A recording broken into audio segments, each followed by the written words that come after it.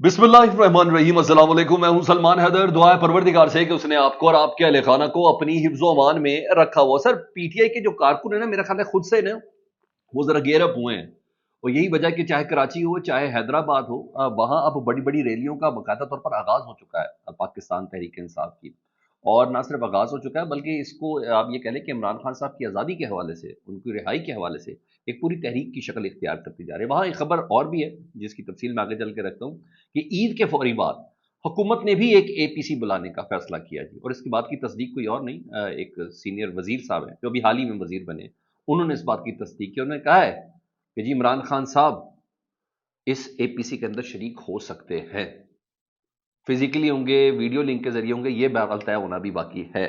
ये मैं आपको बताता हूँ। दूसरा, बलूचिस्तान एक बार फिर लहू लहू आए और मुतज़ाद इतलात बहुत ज़्यादा है, लेकिन जिस तरीके से मजम्मतें आ रही हैं उससे लग रहा है कि कोई वाकई ऐसा नुकसान हुआ है। महरंग बलोच साहबा वो BYC के ज़ेर एहतमाम, बलोच यकजहती कौंसिल के ज़ेर एहतमाम, उन्होंने कुछ डेड बॉडीज लेके ना एहतजाज किया। कोई 2 दिन पहले डेड बॉडीज कुछ उठाई गई थी अस्पताल से। वो डेड बॉडी जो जाफर एक्सप्रेस में सिक्योरिटी फोर्सेस के हाथों जो जहन्नुम वासिल अफराद हुए थे ना, उनकी डेड बॉडीज थी। ठीक है जी। वो डेड बॉडीज महरंग बलोच साहबा की जो यकजहती काउंसिल है, जो कुछ भी उनके लोग उठा के ले गए थे, कहा कि लवाकिन है और ये जो कुछ है ना, उस पर यह इतला था कि उस रैली को ये रास्ते बंद किए हुए थे। और मैंने फुटेजेस देखी हैं कि जिस तरीके से पुलिस की गाड़ियों को तोड़ा जा रहा है, फोड़ा जा रहा है, और पत्थर और जो कुछ भी कहा है, जो नारे जिस किस्म के, वो एक अलग बात है। लेकिन उसके बाद ना वो पोजीशन थोड़ी डिफरेंट किस्म की नज़र आ रही है और बड़ी हसास है, बड़ी सेंसिटिव है।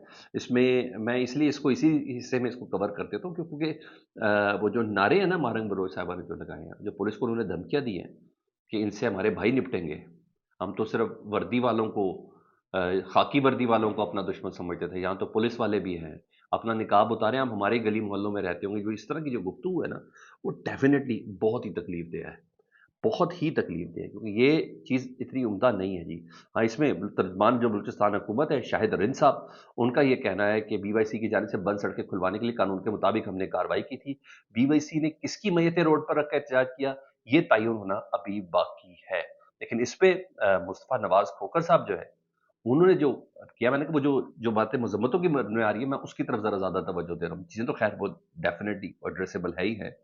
मुस्तफा नवाज खोखर साहब कहते हैं, जहाँ रंजिशें बढ़ चुकी हों, क्या वहां दिल ऐसे जीते जाते हैं?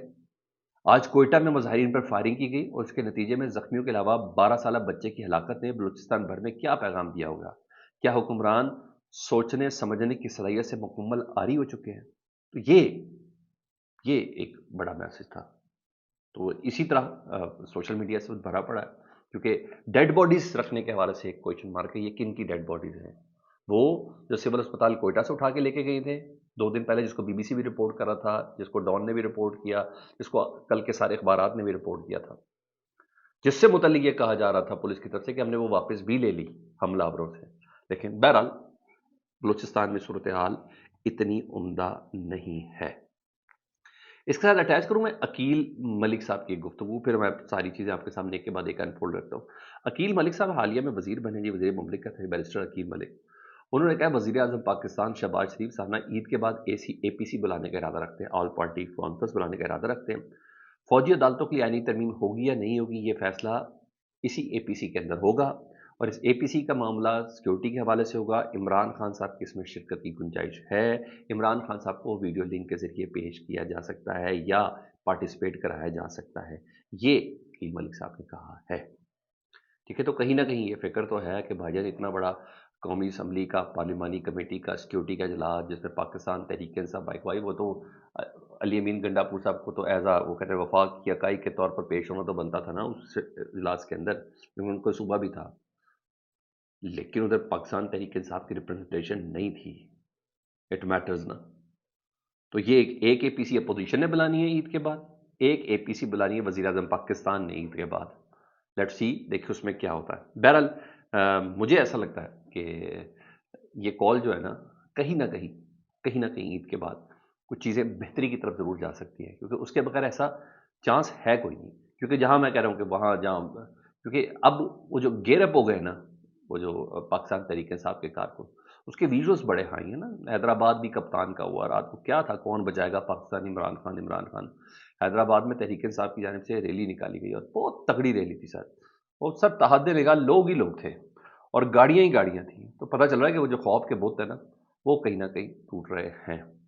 یہاں مولانا فضل الرحمان صاحب آج کل افطاریاں پاکستان تحریک صاحب یا اپوزیشن کے لوگوں کے ساتھ زیادہ کر رہے ہیں، لیکن رات کو نا ان کے ایک بڑے ترینہ دوست ہیں قمر زمان کارا، پاکستان پیپلز پارٹی سے سی ای سی کے کا ممبر تو ہے لیکن پارلیمنٹ کے ممبر نہیں ہے، سابق وزیر اطلاعات بھی رہ چکے ہیں. قمر زمان کارا صاحب رات کو نا جمیعت علماء اسلام کے رہنما سے ملنے گئے ہیں جی مولانا فضل الرحمان صاحب سے، اور ملاقات میں مولانا اسد محمود، انجینئر ضیاء الرحمان مولانا کے ساتھ موجود تھے. ملک کی سیاسی صورتحال پر گفتگو ہوئی ہے. ڈیفینیٹلی یہ ملاقات کا کوئی ثمر ہو یا نہ ہو یہ تو میں نہیں جانتا، لیکن بہرحال اگر پیپلز پارٹی نے یا آصف علی زرداری صاحب نے اگر قمر زمان کارا صاحب کو ایکٹیو کیا ہے نا تو یہ بات ڈیفینیٹلی غیر معمولی میں اس کو تصور کرتا ہوں. جی آپ دیکھیں اس کا کیا رزلٹ نکلتا ہے. میسیج ابھی اتنا نہیں. مولانا صاحب اب میرا خیال ہے ان جانچوں سے بہت آگے چلے جا چکے ہیں، بہت آگے چلے جا چکے ہیں. اس کے علاوہ جی رانا ثناء اللہ صاحب سے کل ایک پروگرام میں پوچھا گیا، انہوں نے پوچھا کہ جناب یہ جو آپریشن ہے اس کے حوالے سے آپ بتا دیں کہ کیا اس کی اجازت دی گئی ہے یا آپریشن نیال کوئی لانچ ہونے جا رہا ہے، کیونکہ ابھی جو اتنا بڑا عام سیکورٹی کا جو اجلاس ہوا تھا پارلیمنٹ کے ممبرز کا، تو رانا ثناء اللہ صاحب نے وہی بات کی جو سمجھ میں آ رہی تھی، جس سے متعلق علی بن گنڈا پور صاحب کہتے ہیں ہم کو اسی آپریشن کی اجازت نہیں دیں گے. بھائی آپریشن تو چل رہا آن گوئنگ ہے. رانا ثناء اللہ صاحب کہتے ہیں جب آرمی چیف نے یہ کہہ دیا ہے کہ ہم حالت جنگ میں ہیں تو آپریشن تو بہت معمولی چیز ہے. دہشت گردی کے خلاف جو ایکشن ضروری ہوگا وہ لیا جائے گا اور وہ لیا بھی جا رہا ہے. سمپل سی بات.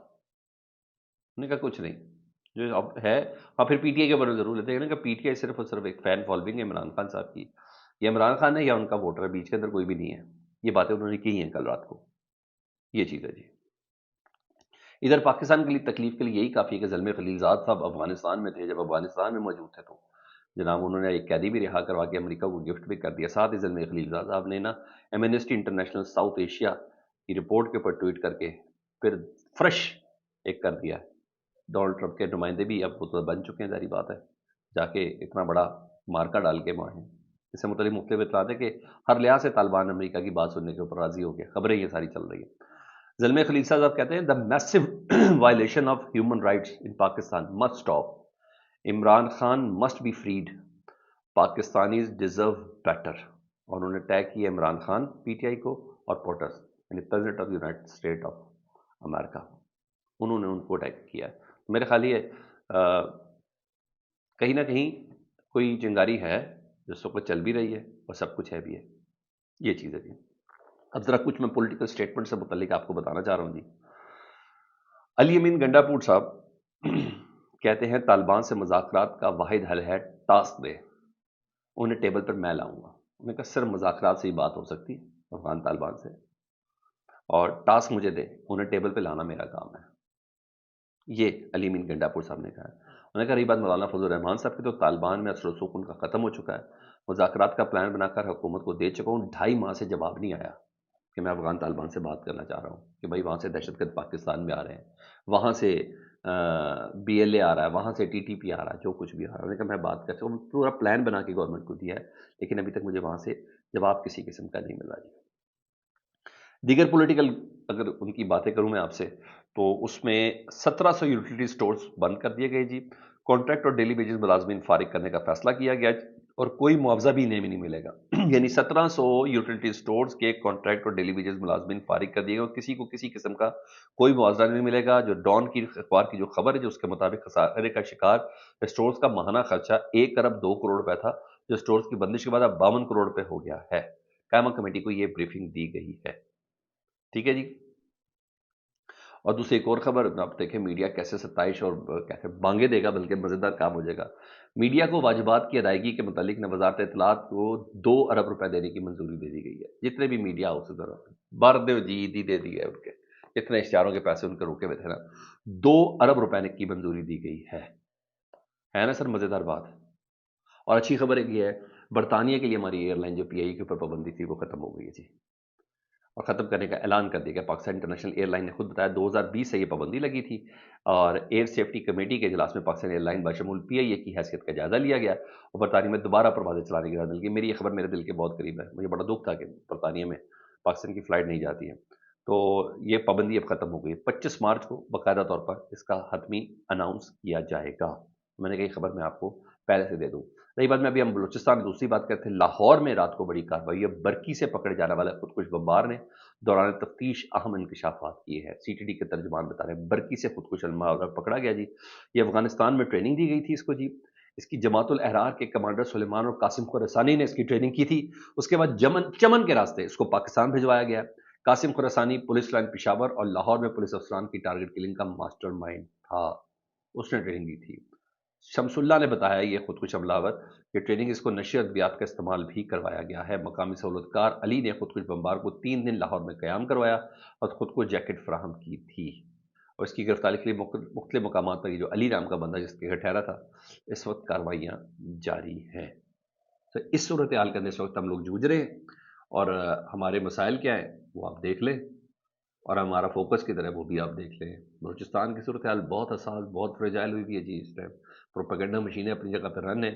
میں وہ تکلیف دہ ویڈیوز آپ کو نہیں دکھا سکتا، اور وہ جو بدترین قسم کا پروپیگنڈا مارنگ بلوچ کر رہی ہیں، اور جو دھمکیاں دے رہی ہیں پولیس کو، اور کہہ رہی ہے کہ ہمارے بھائی اس سے نبٹ لیں گے، یعنی وہ بی ایل اے وغیرہ سے متعلق کہہ رہی ہے کہ ان کو وہی ماریں گے۔ تو نہیں سر، یہ مل کے بیٹھ کے بات اس کو کچلنا ہے، اور کچلنے کے لیے طاقت ضروری نہیں ہے، پہلے نیگوسیشن ضروری ہے، ایک ٹیبل پہ بیٹھنا ضروری ہے، پھر بولو ایک ٹیبل پہ بیٹھنا ضروری ہے۔ پہلے سیاسی طور پر ایک آواز سامنے جائے تو ہر چیز جیتی جا سکتی ہے، ہر جنگ جیتی جا سکتی ہے۔ یہ چیز خطرناک ہو رہی ہے سر، یہ چیز واقعی بہت خطرناک ہو رہی ہے۔ باقی اب مجھے فیڈ بیک میں بتائیں، اپنا بہت خیال رکھیں۔ اللہم صلی علی محمد و علی محمد۔